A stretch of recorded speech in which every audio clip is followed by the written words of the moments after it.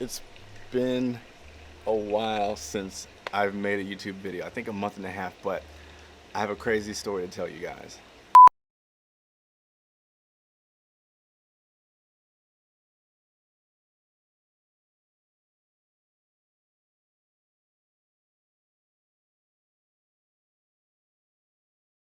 Hey guys, it's Tristan, back after a long time off.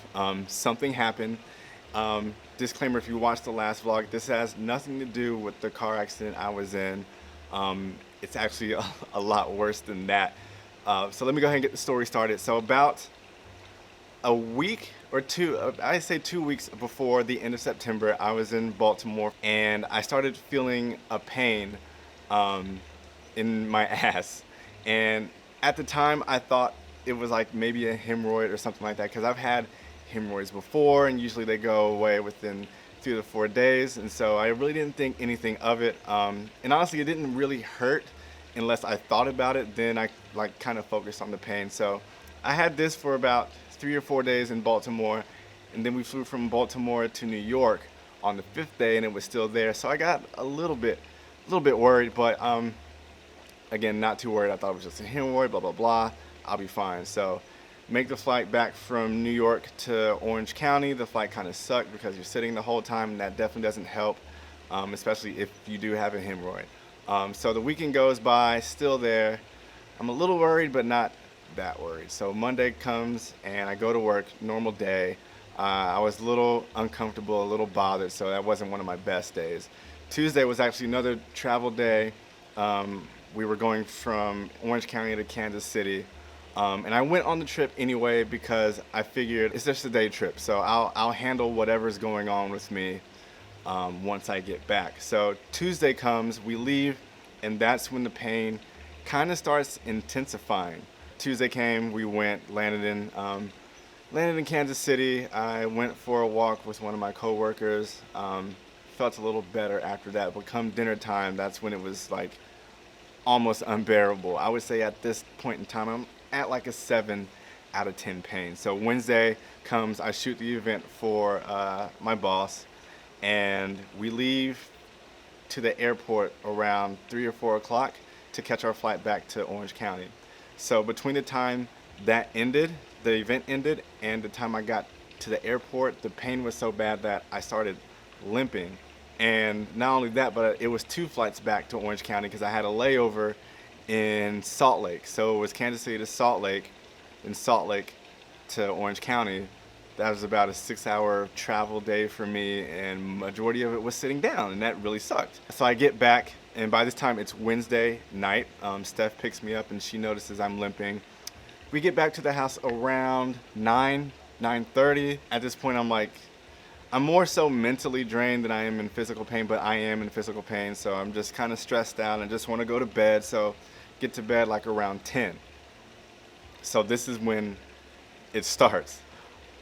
By 2 o'clock in the morning, Thursday morning, I just woke up. I started putting clothes on. Steph wakes up and she's like, "What's going on?" And I'm like, "We need to go to the emergency room right now." And at this point, I'm at a 10 for 10 pain. Like, it hurts. And again, I'm thinking it's a hemorrhoid. And if you ever had a hemorrhoid before, if you look down there, you can kind of see it. And I didn't really see anything, so it made me thinking it's an internal hemorrhoid. I don't know. All I know is I'm experiencing a lot of pain. So we get to the hospital at 2:30, and I don't get into a room until maybe 5 o'clock, 5:30. Which sucked because here I am laying in the hospital in just horrible, it was terrible pain, like horrible pain. Finally get into a room. So the doctor comes in, he looks down there, and he's like, "Yeah, I don't see a hemorrhoid, and I don't think internal hemorrhoids should be as painful. So what we're gonna do, we're gonna give you a CT scan to check out what's going on down there." So I get rolled into the CT scan. I do the CT scan. Put your arms up. You hold your breath. Blah blah blah. You go in twice. Get back in the hospital room, and the doctor comes back with the results. Maybe 45 minutes later, he said, "Well, the good thing is that you don't have an abscess, but otherwise, I really don't see anything down there. But you're obviously in a lot of pain, so I'm just going to prescribe you some lidocaine and some hydrocortisone for whatever's going on down there. So he didn't know. He didn't really diagnose me, and because he didn't know what was going on. But he prescribed me pain meds. So we leave the hospital. Keep in mind, by this time it's 11 o'clock. So we've been at the hospital for what? I'm not good at math. Maybe 7 hours, 7.5 hours. No, I don't know. 9 hours. I'm not good at math. So from the hospital, we go to my primary care doctor. And for the most part, she really says the same thing. She was actually, I didn't enjoy this experience because she was very dismissive. And I did not like that. It actually really pissed me off. And she did a whole like rectal exam, and she was very, very rough.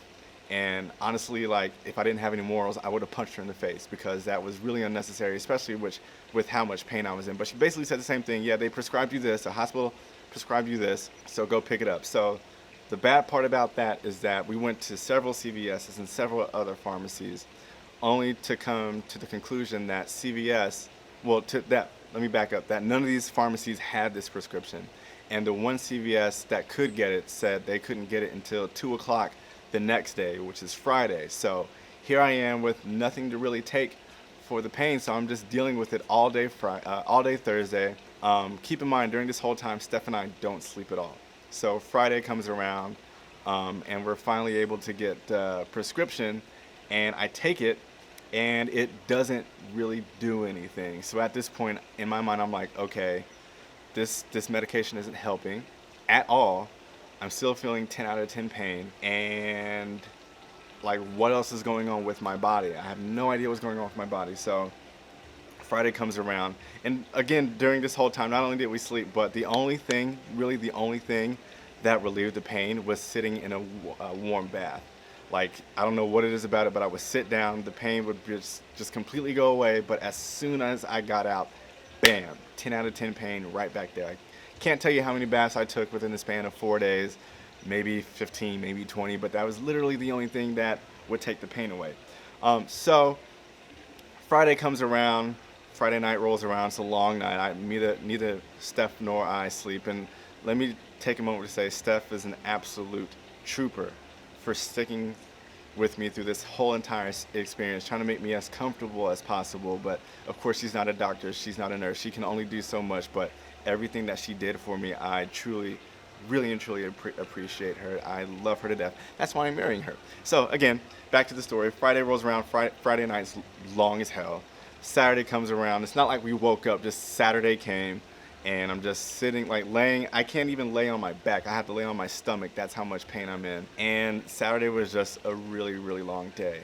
The pain got so bad that I had to talk like this, because you don't know how much like you kind of clench when you're breathing and talking down there. And so when I did clench down there, the pain just intensified. Like, forget sneezing, forget coughing, forget like burping or whatever. Like, the pain would just triple, like, and the intensity would just triple, and it was just ungodly. Tried the pain meds again, nothing really works. I tried 500 milligram Norco.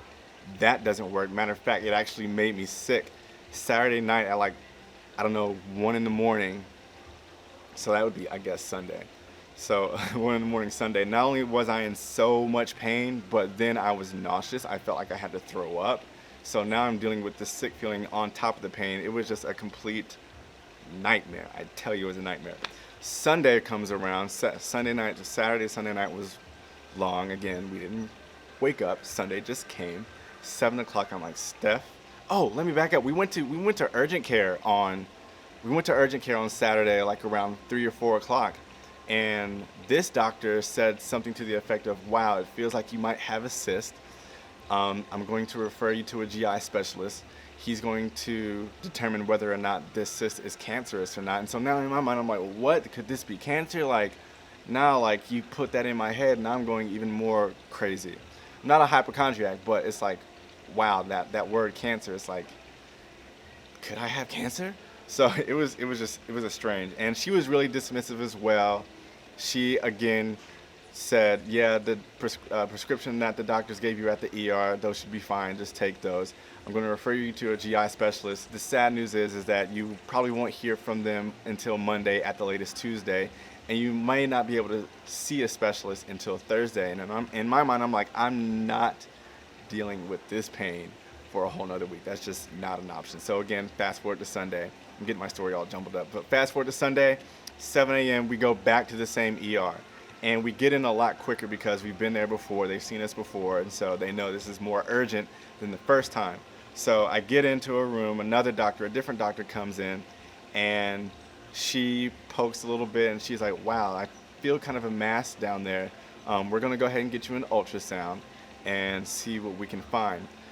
Little funny part about that, as soon as the nurse said that, the doctor said that, Steph was like, oh wow, you're getting an ultrasound before I am. No fair.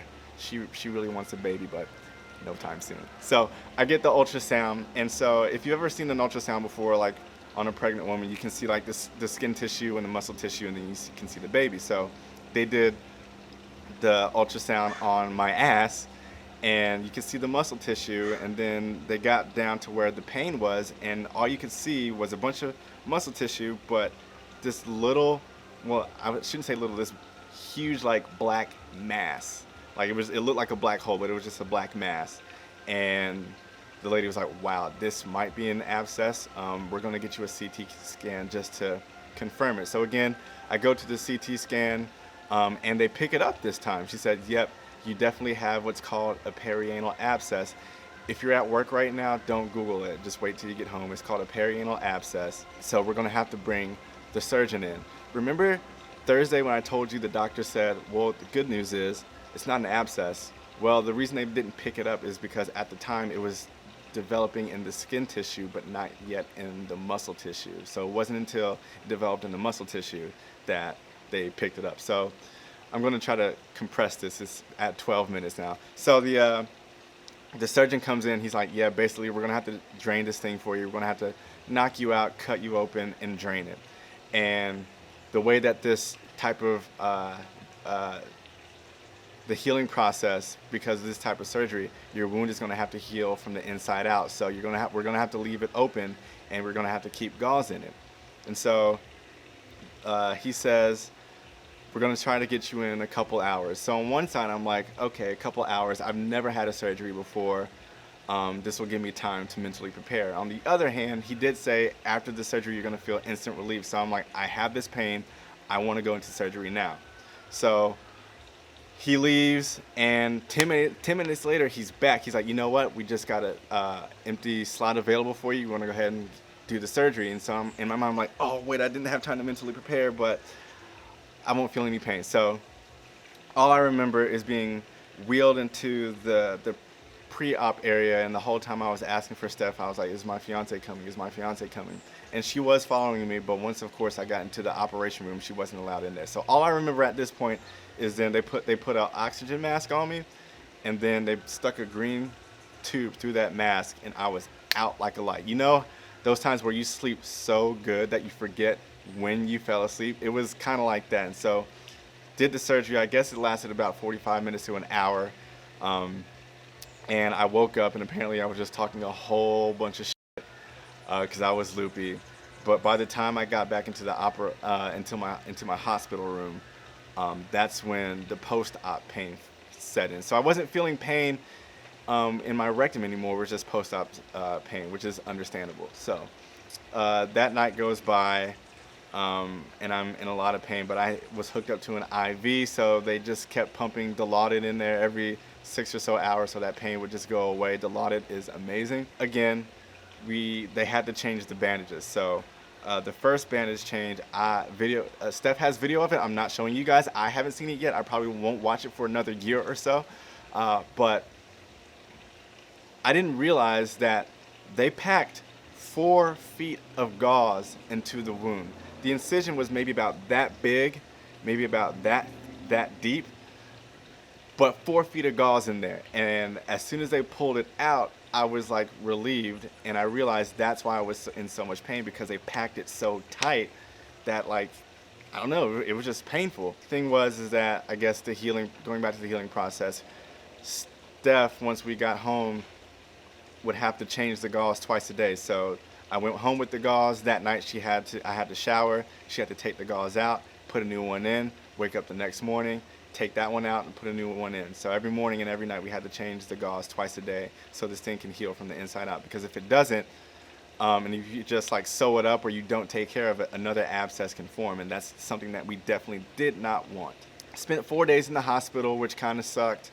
Had to get my blood drawn twice a day. I hate needles. But not only that, but I had to get 2 shots in my stomach, one in the morning and one at night, of Lovenox, which is a blood thinner. Because when you're laying down for such long periods of time, your blood can clot, and that's not a good thing. So I have to get 2 shots in my stomach a day. I've had shots before. I'm okay with them, but these, you know how you get a shot and you can feel the pain for like 5 minutes and then it's done? The pain was so bad with these shots in my stomach that like 20 minutes later I could still feel the pain. It's like someone like punched me in my gut. That really sucked. I was itchy the whole time because I guess that's a side effect of the anesthesia. Like I thought the bed sheets were bad or like bugs were crawling all over me, but like I was just itchy all over until I finally realized. They told me, oh, by the way, you're itchy because that's just a side effect. So really, Steph and I, we spent 4 days in the hospital just going through the motions. I was supposed to leave on day 3, but the last dose of Dilaudid they gave me tanked my blood pressure. Normally my blood pressure is around 120 over 80, which is normal, but the Dilaudid, this last dose, tanked my blood pressure down to 90 over 50 or something like that, which is really scary. So I had to stay an extra night. So obviously you can see why I haven't made a YouTube video in about a month and a half. Really, I've been healing. It's been hard, but now I'm getting around a lot easier. I can run a little bit. I can walk normally. You can see I'm sitting for a long time. I couldn't even sit, so either I was standing up or I was laying down. Most of the time I was laying down. I had to, when I finally went back to work in the office, I had to walk with the cane for a little bit, and of course they grounded me for an entire month. I couldn't travel. Who would want to travel sitting on a plane with this for hours at a time? But I'm doing a lot better. I think the best part of this whole thing is that my dad actually came out and surprised me, which was awesome. He came out the Friday after the surgery. I got released from the hospital Wednesday. Thursday came around. Friday's when my dad got here, and he stayed until Tuesday. So that was truly amazing. I'll never forget that. That meant a lot to me. He got a chance to meet Steph's parents, of course, her grandparents. It was a cool little experience. But yeah, for the most part, that is the story. I kind of feel bad that I haven't been making videos, but understandably so. I couldn't because I was just really not in the mental spot, but also like physically I just could not do it. So I might take another week or so off just to get to 100%. I'm at like 90% right now, but I just want to make sure like I'm fully like capable before I start making YouTube videos again, because health over everything. Health over work, health over your job. That's the most important thing. So I think that's it. That's the entire story, guys. So again, shout out to you, Stephanie, for taking care of me through this whole time. We made it through. The tough part's over. We don't have to pack the wound anymore. Shout out to my dad for coming out and surprising me. Shout out to Steph's parents for being very supportive. Shout out to Julius and Monique for coming by the day I got released from the hospital. That really, really meant a lot. You guys have no idea, because this whole experience is just mentally traumatizing, and you guys gave us a sense of normalcy. So that's it. For those of you who are new to my channel, welcome. Watch a couple of my past videos. I'll link it down below, and I'll throw a card up in an end card. And that's it. Long video. It's about 20 minutes long, but that's the story. I'm gonna go chill for a little bit. I'll see you guys in a couple of weeks. I'm good. I'm okay. Thanks for the well wishes in advance. See you guys later. Peace.